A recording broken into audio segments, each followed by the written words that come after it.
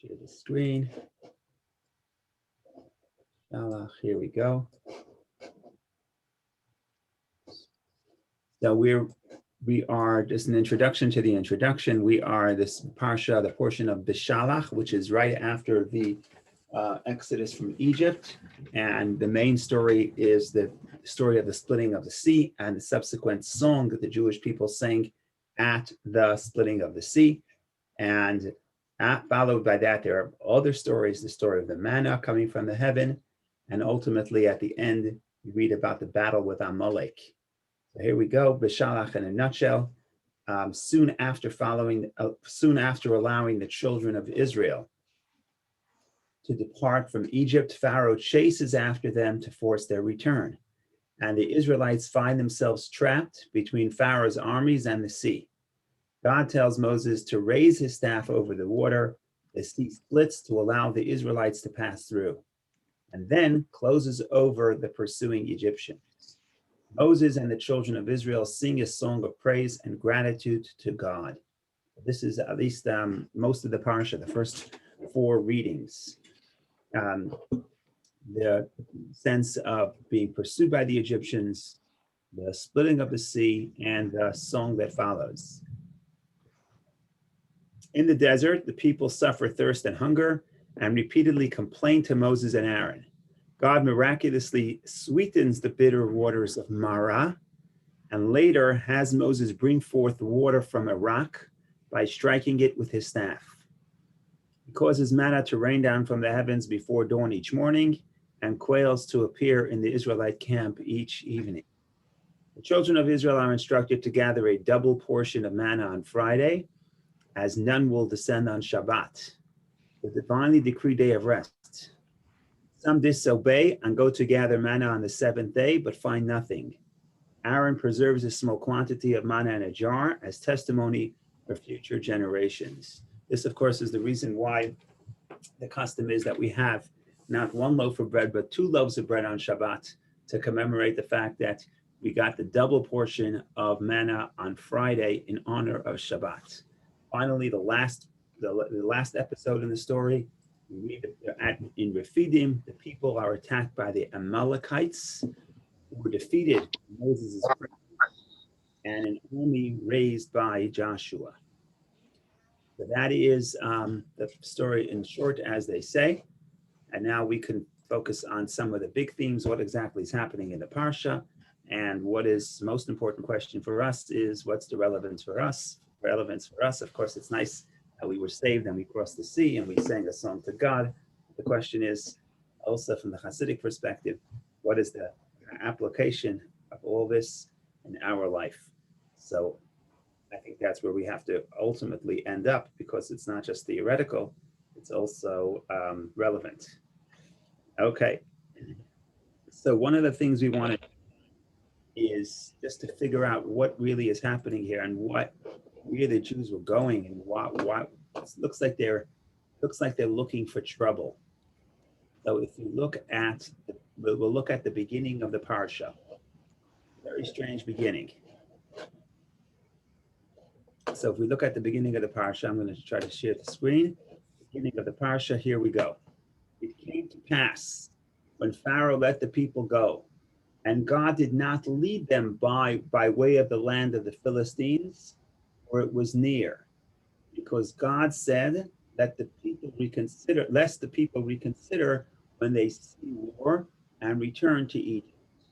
Okay, what is the verse saying? The verse is saying that the Jewish people did not take the direct and straight route from Egypt to Israel. The best route from Egypt, certainly Goshen, where they were, which is sort of northern, almost by the sea.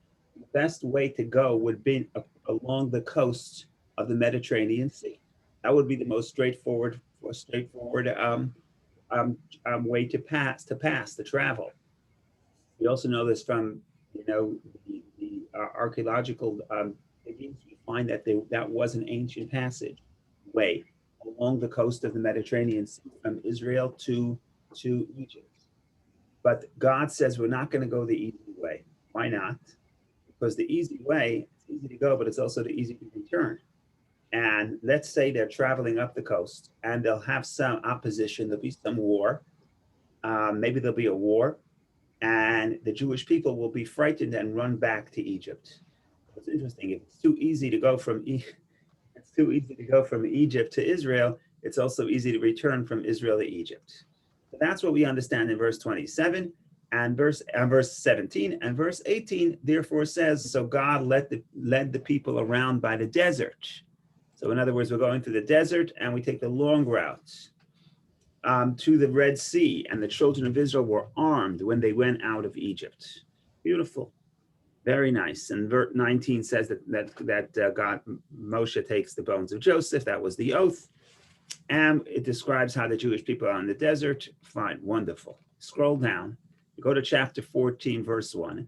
And this is a very strange verse. The Lord spoke to Moses, saying, speak to the children of Israel, and let them turn back and encamp in front of Pi-Hahirot, between Migdol and the sea, in front of Baal Zephon. You shall encamp opposite it by the sea. Now, this is in short.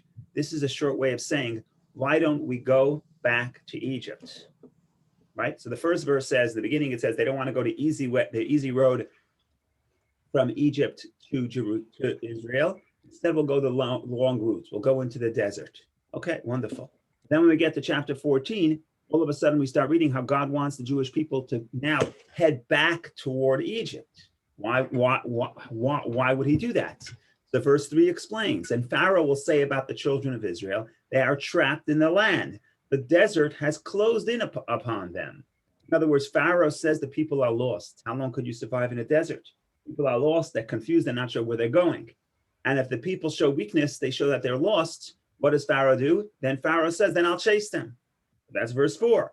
And I will harden Pharaoh's heart, and he will pursue them, and I will be glorified through Pharaoh and through his entire force. And the Egyptians will know that I am the Lord, and they did so. The Jewish people turn back toward Egypt.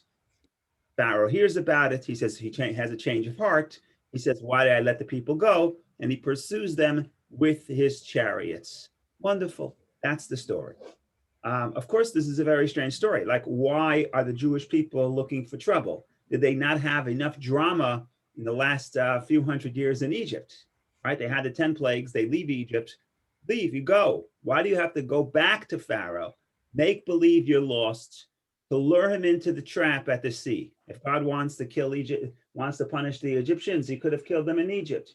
What's this idea of luring them to the sea by presenting us ourselves as lost? And this is a strange story. So there are various ways to explain it. We'll look at the psychological explanation and the spiritual explanation. So everybody will get whatever you like, you get a taste of each, and you decide which one you like better. So if you look at the psychological interpretation, the issue is as follows. The issue is the problem with the Exodus that we read about last week. The problem with the Exodus and the shortcoming of the Exodus is that Pharaoh let the Jews free. Pharaoh let us go free.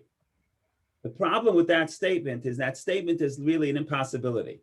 Nobody could make you free. Your oppressor cannot make you free, right? What happens? What happens is yesterday he told you to go into prison, and today he tells you to go out of prison. So yesterday you listened to him, and today you listen to him. You're not any more free. You're not any more free than you were yesterday, because all you're doing is you're listening to the oppressor. They say the famous joke that the guy comes up to heaven, and there are two lines, and he sees one line that says, for all the men who were obedient and listened to their wives, they stand on this line. And there's a very long line. Then there's another line that says, for all the men who had the courage to do what they thought was right and they didn't listen to their wives. Nobody's there except one old Jew. They ask him, Yankel, you're 90 years old, you look old and frail. How did you, of all people, have the courage to stand up and do what you want and not listen to your wife? He says, I don't know, my wife told me to stand here. So of course, if somebody tells you to stand here, you're not free. If someone tells you to be here, you're not free. So that's the point here. The point here is, for the Jewish people to be free, they have to defy Pharaoh. They cannot leave with Pharaoh's permission. So they left Egypt. Wonderful. Now the problem with that is Did they at any point defy the Pharaoh? No. God came in. God said they should go. So now we have to have a new exodus. We have to have the people show that we are defying Pharaoh. Pharaoh wants us to come back. We're not running. We're not going to come back. And we're going to get the freedom without him granting it to us. And that's a very important message, because ultimately people, when there's something oppressing them, they say, oh, if only that other person, or if only the circumstance stops to oppress me, if only the difficulty, the external difficulty would cease. And in reality, what this is teaching us is the only way to become free is to not wait for the external oppression to begin, but I have to stop, and I have to say, I am defying the oppressor, and that's the only way to become free. And that's a very deep message. That's one point. It also applies in the spiritual perspective as well. So what do I mean? So what I mean is as follows. Let's say, what is the idea of spiritual freedom? The idea of spiritual freedom is, what is freedom? Okay, so if I had to pick, what would it be if I were not enslaved to my instincts, or not enslaved to my bad habits? What would life look like? So sometimes in my mind, I picture this free person is the person who's free of temptation.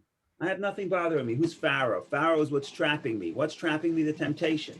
So if I have no challenges and no temptation, then I'm free. But that's not what Judaism considers free. Freedom, just like on the psychological level, freedom is the ability to defy the oppressor. Freedom is the ability to say no to the self. That I do have the instinct.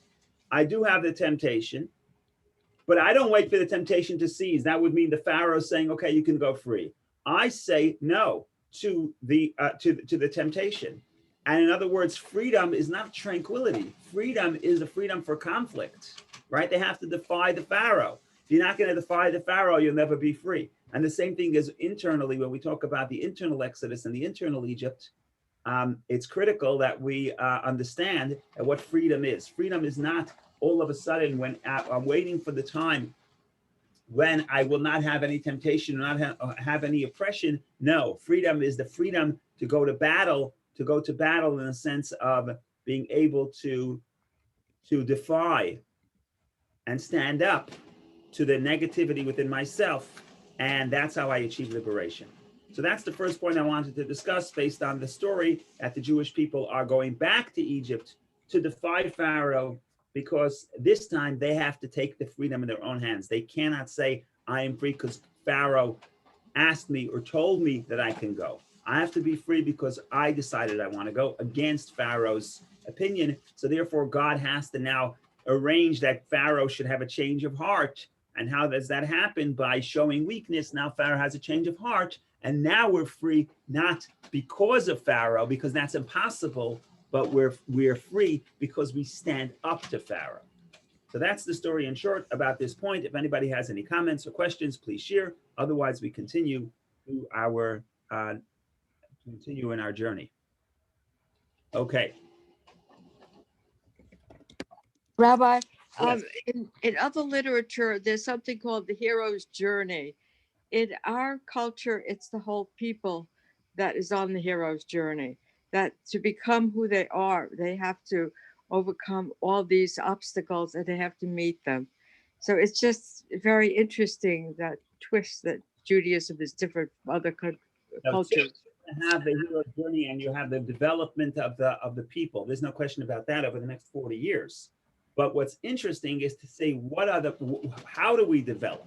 And what are the problems? And I think that this is a very deep psychological insight, and that is that nobody could give you freedom.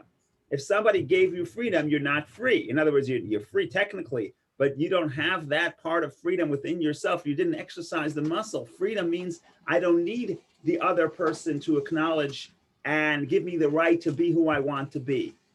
Right? So freedom is I take my destiny in my own hands. I can't wait for Pharaoh to free me. And if I do, he didn't really free me.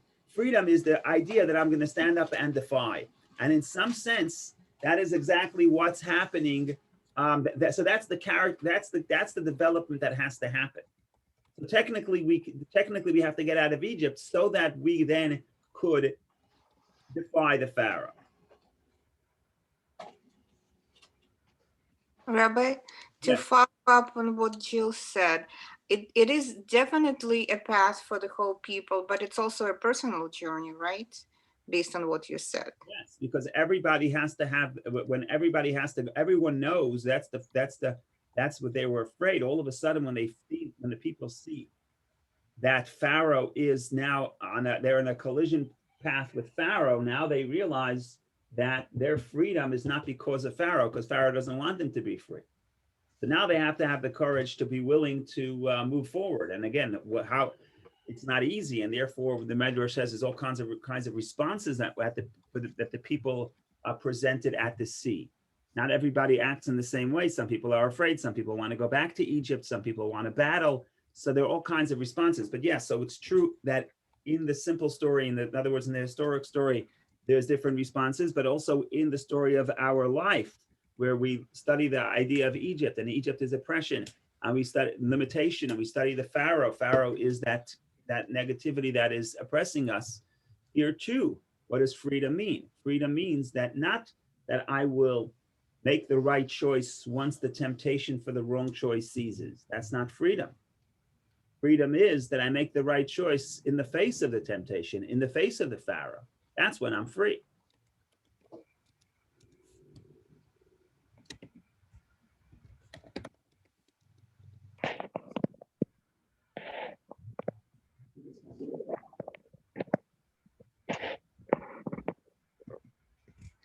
Okay, we continue continue on our journey a little bit here.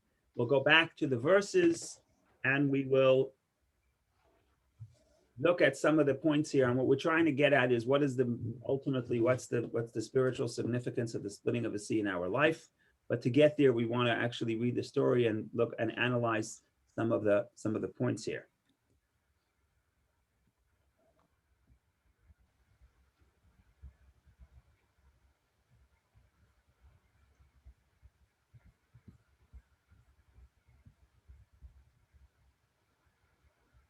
Okay, you know what? Before we do that, let's look at one more verse here.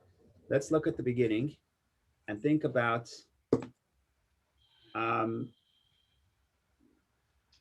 we read about the Exodus. That's very important to know. We know the direction we're going, and then we go to chapter 13, verse 19. This is the Torah emphasizes Moses took Joseph's bones with him, for he, Joseph, had adjured the sons of Israel, saying, God will surely remember you, and you shall bring up my bones from here with you. In other words, the end of the book of Genesis describes how Joseph dies in the last page of the book of Genesis. And there it says that Joseph makes the Jewish people promise that he informs them that eventually God will take them out of Egypt. And he makes them promise that they will take his bones with them out of Egypt. And here we see how that happens. And in some sense, here we see how that happens. And in some sense, Moshe is sort of closing the circle of Joseph. Moshe is taking the Jewish people outside. Moshe is taking Joseph out of Egypt. So that's a very important verse because, I want to say it's very important. It seems like it's important to know that the Jewish people kept their promise. But why is that so important to speak in this? As soon as we start talking about the Exodus, you should know. What do you have to know? You have to know that they took Joseph. You could say it later in the story. It seems like a detail, but by the placement of this story in the center of the in the beginning of the story of the Exodus, it seems that there's a deeper connection. Somehow this represents a big idea about the Exodus. And therefore, some of the commentaries say something very interesting. They say if you want to look at similarities, there are many similarities between Joseph and Moshe. To name a few, both ruled the Jewish people. Both grew up or were leaders in the house of Pharaoh, right? So Joseph is is Pharaoh's second in command, and Moshe grows up in Pharaoh's palace. Both are leaders of the Jewish people in Egypt. So there's certain similarities, but there's also a difference. What's the difference? Joseph is the leader that sort of ushers in the exile, and Moshe is the leader that ushers in the redemption. In other words, Joseph is the beginning of the process and of the beginning of the story of Egypt, and Moshe is the end. What is this verse trying to do? What this verse is doing, the verse is connecting the beginning and the end. It's not, don't read the story of Joseph and Moshe as two separate stories. It's really one long story. It's really the beginning of the and the end of the same story. In other words, both are here because of the divine plan, and both represent the divine plan. In other words, there's two parts of the story. It's almost like the beginning of the Joseph story is very sad. All of a sudden, we're beginning the slavery. Moshe as the Exodus, is the joy, is the freedom. So it seems like two separate paths, but we're saying everything comes from the same God. So the suffering and the redemption both are part of the same unified plan. And that's a very important point. We didn't talk about it last week, but a very important part of the ritual of the Seder, which is really the first happened in Egypt. And the ritual of the Seder, of course, is the sandwich. Now, today we don't have the proper sandwich. All we have is matzah and the bitter herbs. But in the times of Egypt and in the times of the temple, we had the main ingredient, which is the Paschal sacrifice. We had the meat. We had the roast of the Paschal sacrifice in the sandwich. Now let's think about the sandwich for a second, because we have it in our Seder every year. At least we remember it. So you have different ingredients. You have matzah, which represents freedom. You have the Paschal sacrifice, which represents freedom. And then you have the bitter herbs, which represent the slavery. Now, why are we putting these opposite themes together? It seems that they should be separate. If you're trying to recreate a feeling of liberation and freedom, which is what we're supposed to do on the Passover night, which is why we drink 4 cups of wine, and which is why we recline, because we want to feel like we're free people. So why all of a sudden in the most important ritual do we insert the idea of the bitterness to remind us of the bitterness and remind us of the slavery? Who wants to think about the slavery?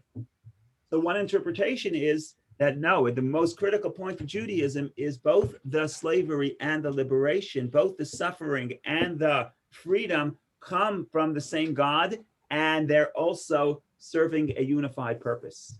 The negativity in our life and the positivity in our life are not coming from two conflicting sources. They're both part of the same unified plan and for the same unified purpose. So you see that in the ritual last week in the idea of eating the Paschal sacrifice with matzah, which represents freedom, and maror, which represents bitter herbs.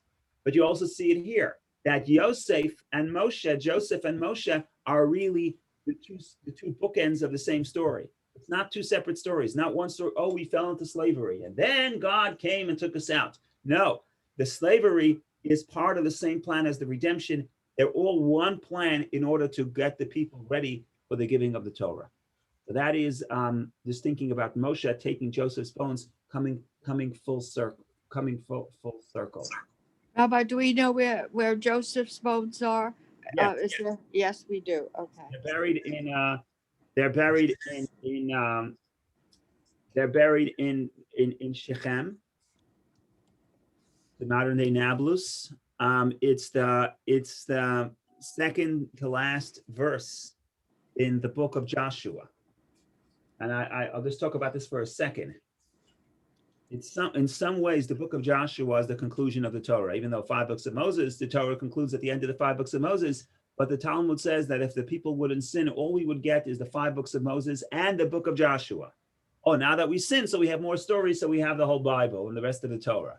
So you see that in a perfect world, we would have the 5 books of Moses and the book of Joshua. Why the book of Joshua? Because the 5 books of Moses are not complete. Why are they not complete? Because the Jews did not go into Israel yet.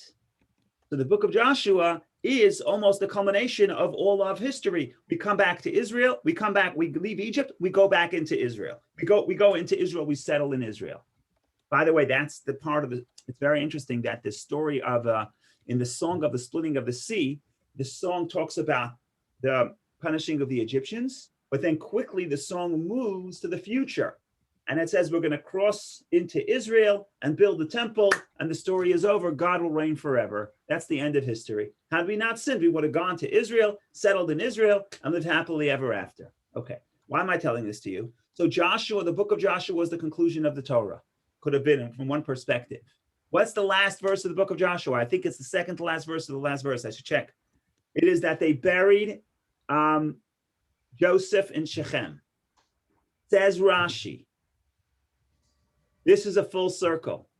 Joseph was kidnapped from Shechem and he was returned to Shechem. This is very interesting. How does the Torah conclude? Joseph was reunited to Israel, to the place he was taken from. So the end of the Torah is in other words, the end of the Torah, the book of Joshua, is the conclusion of what began in Genesis. So similarly, by the same token, you could think about the Exodus. The sages say, in other words, one of the reasons why we were in exile, ultimately we were exiled because of the sin of selling Joseph as a slave. So if you want freedom, if you want redemption, you have to go to the cause of the sin in the family. What was the cause of the sin? The separation of Joseph from everybody else. So now if you're going to leave Egypt, if you're going to be liberated from Egypt, spiritually speaking, if you're going to be corrected from the sin that led to Egypt, what's the message Moshe says? Don't forget about Joseph. The one who was separated from the family must be reunited with the family. So in other words, this idea that we make mention of Joseph here is important to understand that this is how we overcome the sins that led to the slavery, because that shows that the slavery actually did achieve that transformation. Once again, we understand that we're one people. Sometimes when people are successful, they're jealous of each other, etc. The brothers want to sell Joseph as a slave. But on the other hand, when people are in the slavery together, that would solidify them as a people. And that's what happens. And that's represented by the fact that Moshe understands that the bones of Joseph is really the spiritual tool to leave Egypt, because that is really the correction of the sin, that one of the possible sins that lead to the end.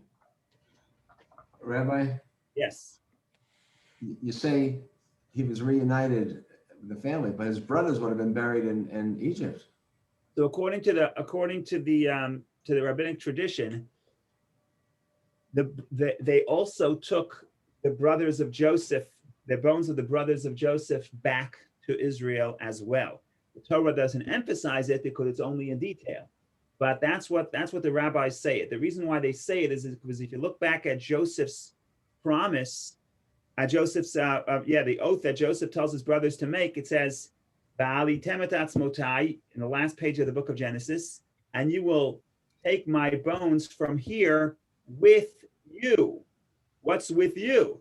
So the simple interpretation is with you means with the people, with your descendants. When your descendants leave Egypt, you'll take me back with the Jewish people. But Rashi over there says, with you means with your bones. In other words, you make your children promise that they will take me with you out of Egypt. So that's how we read it. So ultimately, all the brothers are brought back to Israel. But the one we want to emphasize is Joseph. Joseph is part of the family, even though he was sold and ultimately rose and became the Egyptian leader. We don't say, oh, he's Egyptian, let's leave him in Egypt. We claim him for ourselves. We say he has to come back with us. And that is ultimately what represents the spiritual liberation of the problem that led to the slavery, at least one of the problems, like I said, and that is the tearing up of the family. But then you see that the positive side, so to speak, of that process of slavery was that it unifies the people as one family and reunites them. Thank you. Rabbi, it's just interesting how they got the bones in the first place. I mean, this was a big shot in Egypt, and he would have had a traditional Egyptian burial unless he didn't. Anything that the Midrash says about that? Medrash has stories. The Medrash says that they buried him, they put him in a casket, and they buried him in the Nile. They dropped it in the Nile. They never did that in Egypt. Rabbi, Go ahead. the last line in Genesis They embalmed him, and he was placed in a coffin in Egypt. They placed Ah, and not buried. Placed in a coffin. That's what the Medrash says. They placed in a coffin. Placed in a coffin means non-burial. So Jill says, look, I'm not an expert in ancient Egypt, but according to the rabbinic tradition, it was placed. They wanted sort of to bless the Nile, or they didn't want the Jews to take him. Let me see the Rashi. I'm pretty sure that the Medrash says that they put him in the Nile, in the river, and they put him in the coffin, but it does not say he was buried. That's the rabbinic reading of this. but they weren't buried anyway. If you went to Egypt, all the caskets were, at least most of them were above ground if you had any status at all. Yeah, So but you were they were so you were embalmed, and if you had status, you were embalmed, and you were put in a sort of a very beautifully decorated place. Yeah, so I'm not an expert, but I think that somehow they would put him in a cave, and a cave is considered burial, even if you're not in the ground. But if you're in the cave, it's considered you're back in the earth. So again, I'm just reporting what the Medrash says. The Medrash says that they were placed in the Medrash in the Nile, and then, but by some miracle, Moshe writes down, when Moshe comes to the Nile and writes down Alei Shur, emerge ox. Oh, Emerge ox, because he was, when Jacob blesses Joseph, he likens him to an ox. And then miraculously the river, the coffin floats to the top because the coffin is heavy. And that's how he takes him. The Medrash continues, a fascinating story, that somebody who was standing there took that note, Alei Shur, emerge ox, and put it in his pocket. And then when the Jewish people made the golden calf, when Aaron made the golden calf, Aaron puts the gold into the fire. This gentleman takes that note, emerge ox, throws it into the fire, and the calf emerges. Let's put that in another story, what the rabbis are trying to say here. You want to just say simply, the description of the Torah of the night of the Exodus is chaos. Pharaoh is running around town trying to get the Jews out of town. He's desperate. And it's not an organized, in other words, it's not that there was a calm decision-making process. Pharaoh is in hysteria. Under that chaos, Moshe goes, takes Joseph. That's not on the radar right now, right? Later on, they could get upset. But at that moment, people aren't paying attention. When there's a revolution happens, somebody goes and takes something, it doesn't really, nobody's thinking about it. That's how I would explain it.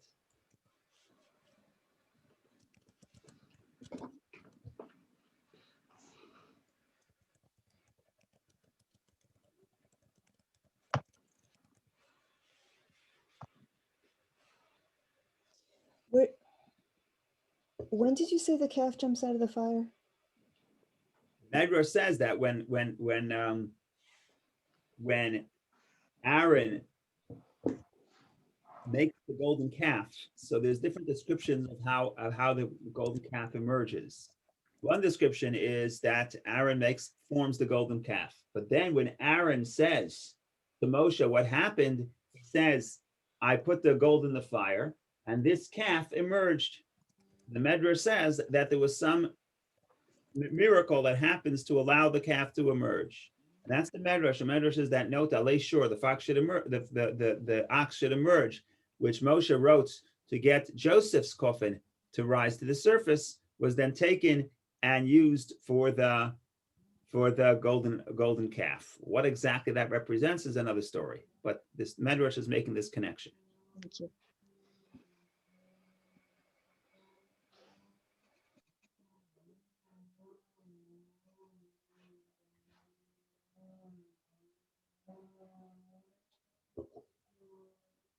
Okay, so let's proceed a little bit, and we want to think about what happens at the splitting of the sea, and what it means to us, etc. Yeah.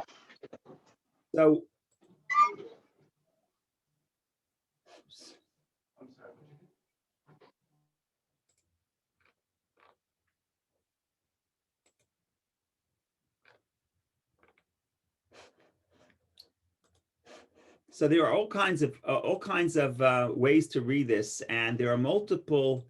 If you read it carefully, but I don't know if we have time to get into it right now. But if you read it carefully, there are multiple details that almost seem like there are different stories. And that leads the sages to explain that in the conversation between Moshe and the people, because the people are frightened, there are different groups within the Jewish people, and various verses are describing the reaction of their various groups. So that's why the story is a little bit bumpy here. But I'm just going to show you an example of where things are repeated, and then the sages explain that it's really referring to various, it's not really referring to the same thing. So we have the description, we didn't read it inside yet. If you want to look at the second reading, we have the story where the people are frightened, they cry out to God. Pharaoh draws near in verse 10. The children of Israel lifted up their eyes, and behold, the Egyptians were advancing after them. They were frightened. And then they tell Moshe in verse 11, they said to Moses, is it because there are no graves in Egypt that you have taken us to die in the desert? Okay, so the Jews were always sarcastic. It's not from today. What is this that you have done for us to take us out of Egypt? Isn't this the thing about which we spoke to you in Egypt, saying, leave us alone, and we will serve the Egyptians? Because we would rather serve the Egyptians than die in the desert. What does Moshe say? Moshe says, don't do anything. God will handle this. Moses said to the people, don't be afraid. Stand firm and see the Lord's salvation, that he will wreak for you today. For the way you have seen the Egyptians only today, but you shall no longer continue to see them for eternally. You'll never see them again. What does he say? Stand firm. Hityatzvu, stand firm. When I tell you stand firm, what does that sound like? Does it sound like you have to do anything? No, stand firm, that's all. And then he continues, verse 14, the Lord will fight for you, but you shall remain silent. Not only you shouldn't do anything, but you shouldn't say anything. Now this is a big problem, because that's what Moshe tells the Jews. It seems like just the next verse, God contradicts Moshe. If you go to the third reading, what happens in the third reading? The Lord said to Moses, why do you cry out to me? Speak to the children of Israel and let them travel. And you raise your staff and stretched out your hand over the sea and split it. And the children of Israel shall come in the midst of the sea, on dry land. Okay, 1 second. The Jewish people, not only they can't stand still, they have to move, they have to travel. Not only they have to travel, but they have to do this unbelievable commitment, but walk into the sea, right? The Medrash explains that people didn't want to go into the sea.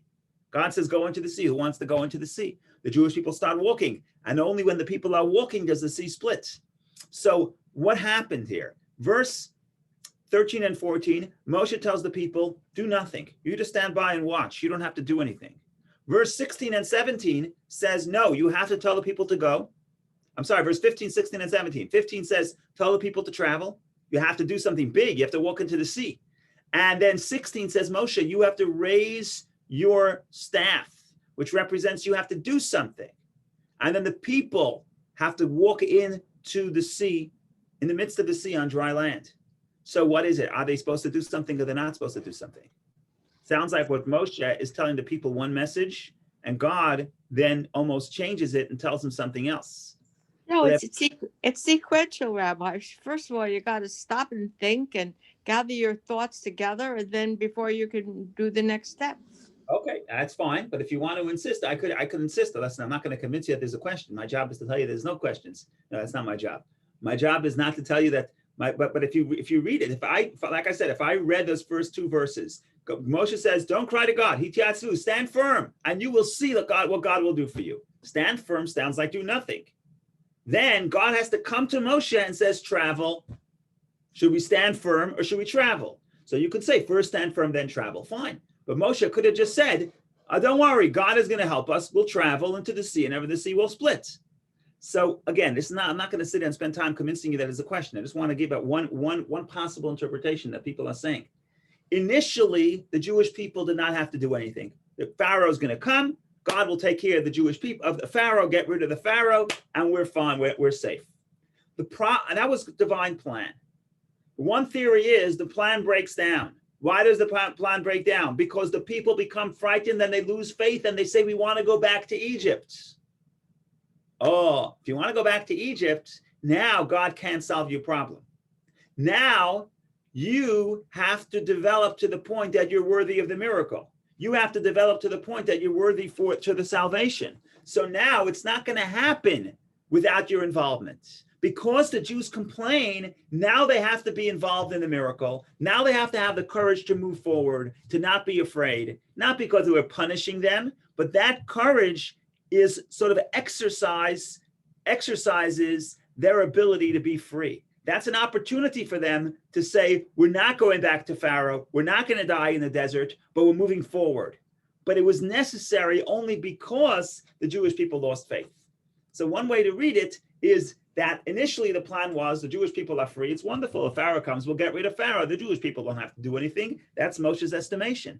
But now that God sees that the Jewish people are really not on the level that they're completely free and therefore they don't have to do anything. Now the Jewish people are complaining. They want to go back to Egypt. They said, why did you take us out of Egypt? So in other words, in their mind, in their consciousness, they're still in Egypt. Oh, so now you have to do something. What do you have to do? You have to move forward. Forward means move away from Egypt. So in other words, the question of whether or not the Jewish people have to do something at the sea is really a question of, are they already free and therefore their process of development has already been concluded? And now we're just getting rid of the bad guy and God can take care of that. Or what turns out is that the Jewish people are not yet free. They still want to go back to Egypt. They're still upset that Moshe took them out of Egypt. They're still afraid of the Pharaoh. So now God says, no, if you want to get them out of Egypt, you have to get them to take an action. You have to get them to move away, to move forward. V'yisau, journey forth right into the sea to show that you're moving away from Pharaoh. And then God will help. So that's one way to read it. Okay, now we're going to look at one more subtlety that seems like a subtlety, but it's really a big deal. It's a really big deal. The Hasidim make a big deal about this, so this becomes a big deal. So let's look at the subtlety here. I said this in the past, so it's not going to be new to some of us. What does the verse say in 16? And you raise your staff and stretch out your hand over the sea and split it, and the children of Israel shall come in the midst of the sea on dry land. Okay, so just remember the order. In the midst of the sea, betoch hayam, in the midst of the sea on dry land. Okay. Then we'll read another few verses.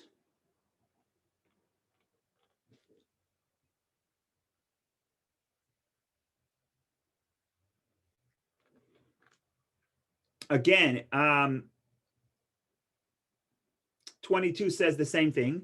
The children of Israel came into the midst of the sea on dry land, and the waters were to them as a wall on the right side and on the left. Beautiful. So again, the same point. In the midst of the sea on dry land. Remember the order. First sea, then dry land. In the midst of the sea on dry land. Okay. Now we continue.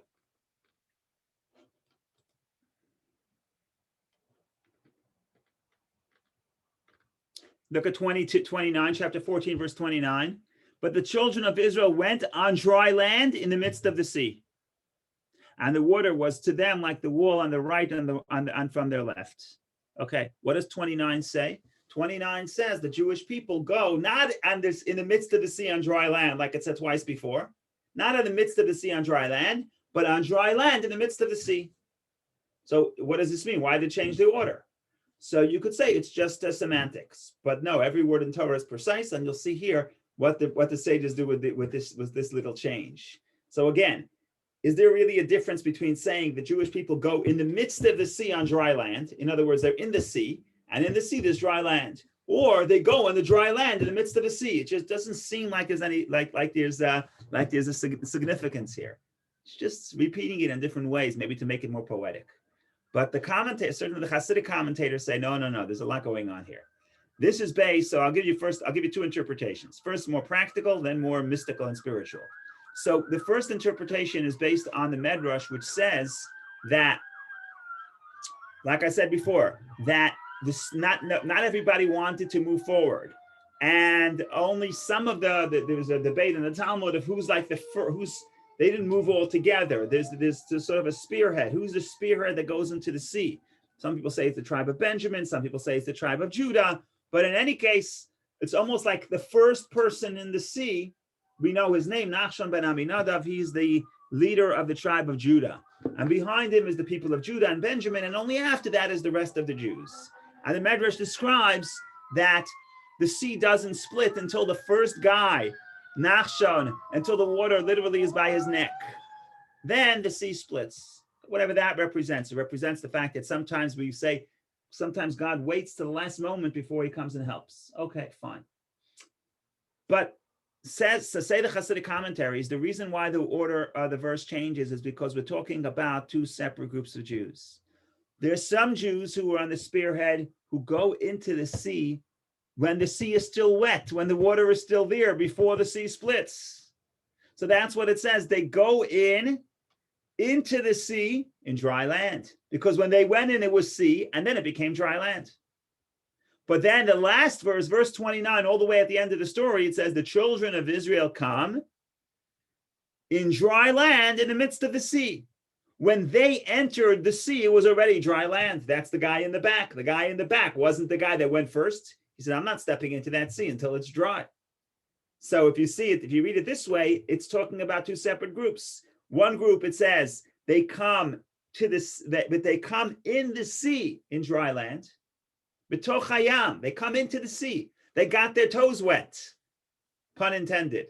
They got themselves wet. They got themselves wet, and that's where, and then it becomes dry land. And then there's another group of people who they come in dry land in the midst of the sea. But yeah, but when they went in, it was already dry. And this tells us a lot about the people who actually believe in the miracle, or the other people who say, I don't believe it until I see it. Okay, fine. But now we're going to go to a deeper Kabbalistic interpretation. And this is fascinating. So to discuss this for a minute, we want to think about what is a sea. We'll start asking the question of what does the splitting of the sea represent? So from the perspective of the Kabbalah,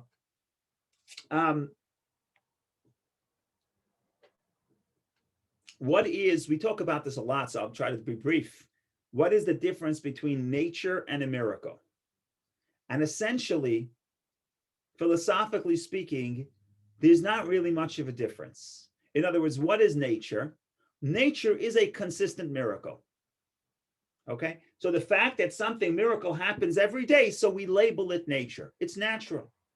And if you think about it, if you look at the scientific process of explaining things, what is does science really explain anything? Okay? So I have a radical claim. If you don't like my claim, at 11 o'clock, you could disagree with me. Or you could disagree with me right now in the comments. So we allow for all opinions. But my radical claim is that the science does not explain anything. What science does is science describes.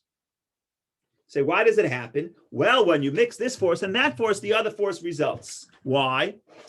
Because that's what happens. That's the result. Did you explain anything? No, you just described.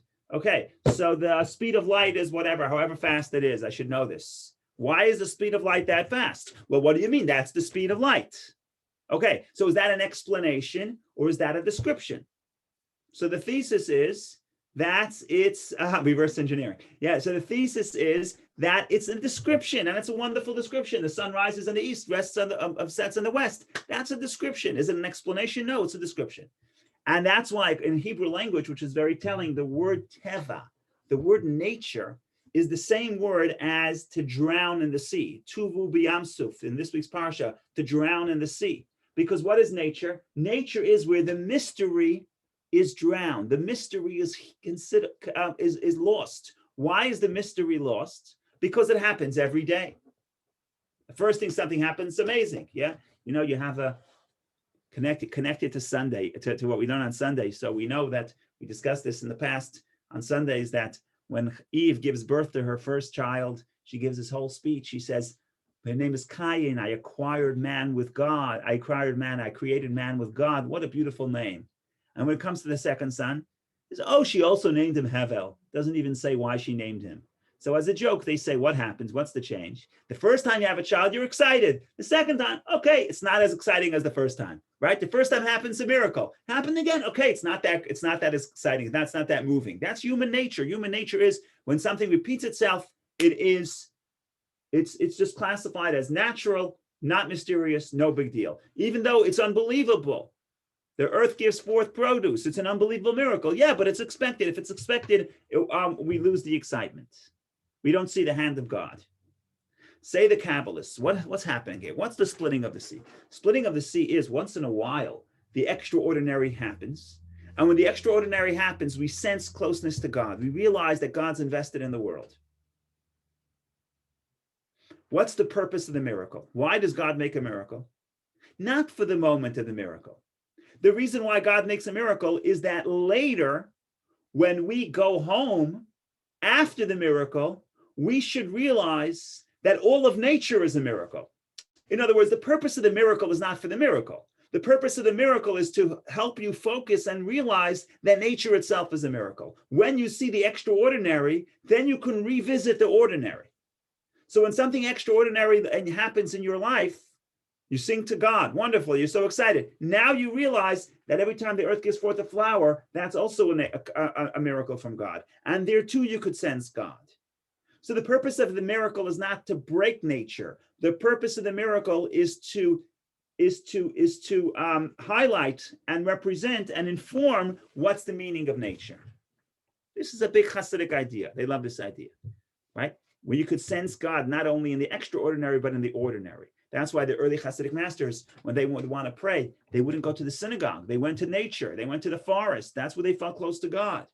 But you have to be able to sense. Nature itself ultimately could, some people don't see the divine presence in nature, but it's an art to be able to see how nature itself is an expression of godliness. And sometimes something extraordinary has to happen to realize the beauty of the ordinary.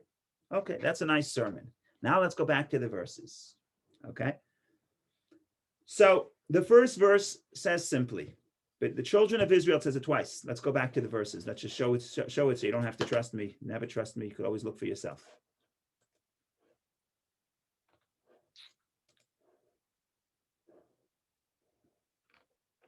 So we're looking at, no, this is 29 was the one before.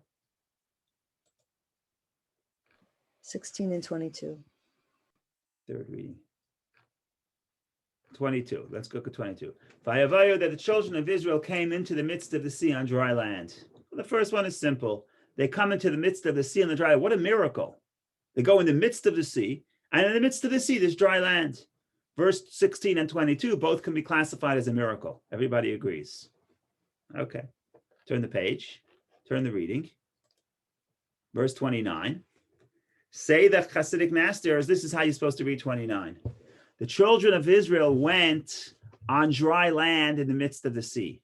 When they came out of the river, out of the sea, when they were on dry land, they had the same perception. They felt as if they were in the midst of the sea.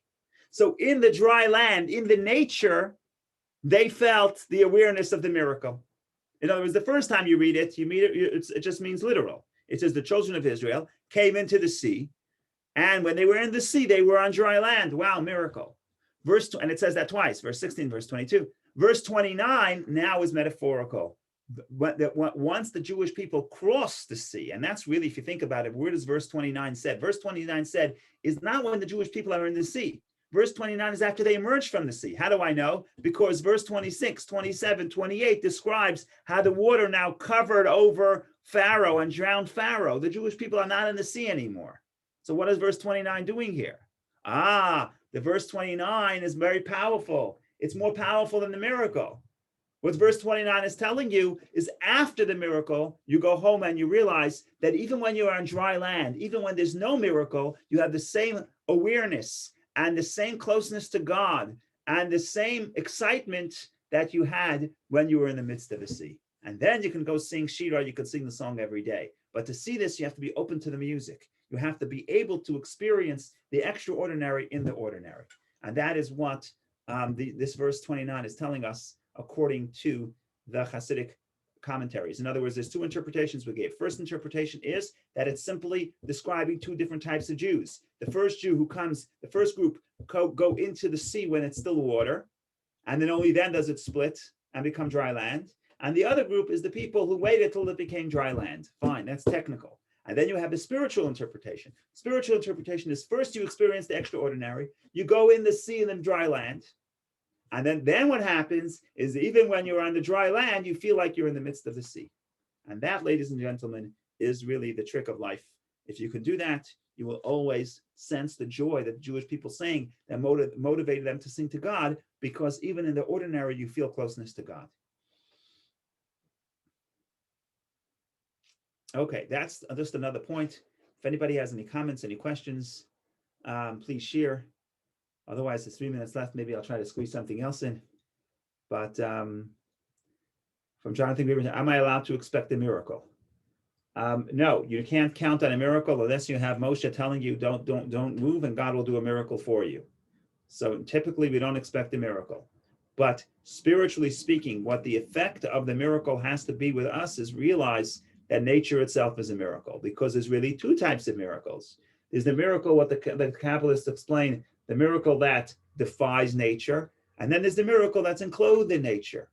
And the miracle enclosed in nature essentially is no more than no smaller a miracle, is no smaller an expression of God's presence than a miracle that defies nature.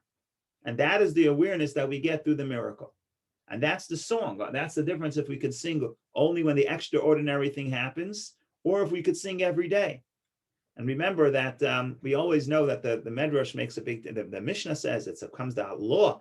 The man Tiskor, you're supposed to, it's a commandment to remember the exodus of Egypt every day of your life. And we say it not only once, but twice. Every day of your life includes the night. So every day, both the morning and night, we mention the exodus of Egypt because of this profound, important message that Egypt is limitation. And every day you have to push the envelope and go past your limitation and go break out of your Egypt. So that's well known. But what is less well known is that there is a medrash that says that it's also a mitzvah to mention the crossing of the sea and the splitting of the sea every day. And that's why in the morning prayer, every day we actually say, we mention the splitting of the sea, and we also sing the entire song of the Jewish people that they sang at the sea, which we didn't get to today because it's already 10:59. So what is it telling you? Every day you have to sing the song. Every day you have to be excited as if God just split the sea for you. Yeah, but he didn't. My sea didn't split. Nothing extraordinary happened to me. Yeah, yes, it did. In other words, the ordinary is extraordinary. That's what happens when we get this, when the awareness that we get after the splitting of the sea, which in simple English means after we feel something extraordinarily happen to us, whatever it may be. And then we go back to the quote unquote mundane life. Now the work is, could you sense that even when you are on dry land, you're in the middle of the sea? Just because the miracle happens continuously, it's no less a miracle. Just because it's predictable, it's no less a miracle. It's the life all around us is mysterious. And the greatest miracle that we have is life itself. The greatest miracle that we have is nature itself. But we have to sense the miracle. And to sense the miracle, if we could sense the miracle, we can sing. Now, one more thing about song. The Hasidim highlight song, especially on Shabbat, and so do the Kabbalists. The Arizal wrote a song for every Shabbat meal. And if you ever went to a Hasidic home on Shabbat, they're always singing. The Medrash makes an interesting point. The splitting of the sea happened on the 7th day after the Exodus. Splitting of the sea is related to Shabbat. So Shabbat is the day of the song of the sea. So what does it mean? It means all week we're involved in nature. Shabbat, we take a break from the nature. And what is our job? What are we supposed to do? We're supposed to recognize the song of nature. We're supposed to recognize the awesomeness and the beauty that nature represents. And on Shabbat, we realize that the nature that we were invested in the last 6 days is really an expression of God. And that creates that joy. But to create that joy, we need time. We need space to be able to think about this extraordinary presence of God within nature. And that's why we don't have time to elaborate, but that's why in this parsha, what are the themes? The theme is the splitting of the sea, the song of the sea, and very quickly you get to Shabbat. How do you get to Shabbat? Even though Shabbat was not formally given until next parsha when you get to the 10 Commandments, because the story of the manna is really a story of Shabbat. Story of the manna, it says the food fell every day. Friday it fell double. God says, don't worry, it's falling double on Shabbat because on Friday, because Shabbat it doesn't fall. In other words, the first time the Jewish people experience Shabbat is in this week's parsha. So the parsha begins with the splitting of the sea and the song of the sea and concludes with Shabbat. What does that tell you? Shabbat is the time for the song. So if every day we need to connect to the music of nature, how much more so we have to do so on Shabbat. So this is a story in short. There's so much more to say. Unfortunately, we're limited in time. But if anyone has any comments or questions, please share. Otherwise, it's wonderful spending time this morning. And I hope to see you very soon in good health. And both on Zoom and off Zoom. Doesn't say anywhere that after the pandemic is over. Zoom has. I'm not here. Rabbi, I have a question, Rabbi, before you hang up. Rabbi, Yes, go ahead. this is not on the portion that you were just discussing, and it was a great class, by the way. But it just came up this past week on the when we say the Shema on the third paragraph, the end of the third paragraph, when we say Lama'an Tizkuru, we always say it carefully to make sure we say the Zion Correct. instead of saying Lama'an Tizkuru or some other word. Could you tell me what the other word means if we don't say